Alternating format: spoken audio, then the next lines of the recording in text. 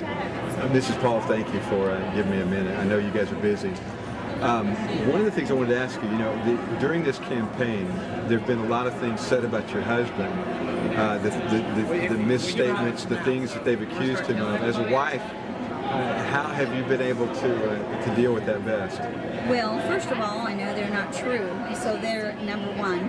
It is hard to have someone criticize your husband, but Ron always says, well, that's just part of their disease. So that's the doctor coming out. Right. He tells us that. But what's his diagnosis for the cure? Well, Ron is a very forgiving type person. I might not be. The protective wife. Well, I've never seen him attack personally. One of the most amazing traits about this campaign is how he has stayed above the fray. Yes. The personal Ron attacks. doesn't like to ever attack people. He likes to attack the ideas, and there's certain ideas, of freedom that, he says freedom and liberty are so important that if we had a calamity today and had freedom, we could pick it back up again, because there's so much love for our country in the hearts of people. It's grown a little bit weak, but we want to build it up again so that they'll be able to handle all the problems that they're going to face. Right. They've been handed down from them from other generations. How did it make you feel when George Stephanopoulos gave such a low blow to him in the interview? Oh, I think that's part of TV. I don't think George, he may have believed it at that time, but I think there's just probably a little bit in the back of his head now thinking, well, maybe I was wrong. I remember after the first debate when the head of the GOP in Michigan, and I don't remember his name, but he got on with Hannity and Colbert that said that Ron Paul was finished. Right. I'd love to, Well, that really upset our grandson. We have a 17-year-old grandson who's really followed a lot of what's been going on, and he cornered that gentleman at another debate after the second one, after South Carolina. We came out so far ahead, and he said, you said to stick a fork in my grandpa, he was done. He says, do you think that today? And he didn't want to talk to Mark, and finally he says, well, no, he said, I guess it was after the Baltimore debate we talked to him, and this was a good debate, and some didn't attend, but Ron did, thought it was very important.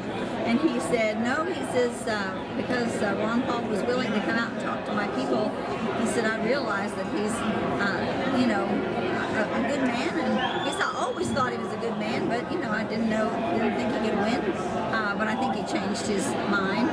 They're not walking around today saying, yes, Ron Paul is going to win, but they are walking around and saying Ron Paul is a force, and this is the beginning, and that people are so enthused with the message.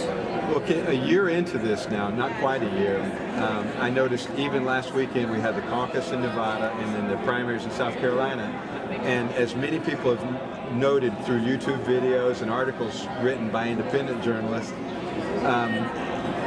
CNN, Fox, the mainstream media were showing the numbers, showing Ron Paul in second place in Nevada, and then throwing up McCain's picture or an interview with Giuliani. Oh, I know. What's the reaction inside the campaign to that still happening today? Well, we just say more of the same, but it's only going to hurt them in the end. It's not going to hurt Ron. People who've not been aware of Ron Paul, when they start to check him out and they're saying, why is it that he can't get publicity? Why is it he can't get the same media? They're afraid. They're afraid of that message. That's what I'm seeing. I'm seeing people that I'm talking to about this message and about this movement, and they'll say, well, let me go check it out. I work with the Navy base in New Orleans doing work there, and so I've talked to the COs and the other people there at the Navy base, and when I tell them about Ron Paul and they go check him out, they're on board. They say, it's amazing. This is true. And they said, why can't we find anything in mainstream media? And I said, that's the quest I want you to go on, look for it. Because as they discover that question, they're finding the same thing I am. They're in charge. When you're in charge, you don't want to give up the reins. Right. And Ron thinks the people should be in charge. Yes, you need a leader every 4 years, but a leader, not a dictator. Well, how does it feel to you to be followed around the country by a blimp? I tell you what, that blimp is really something.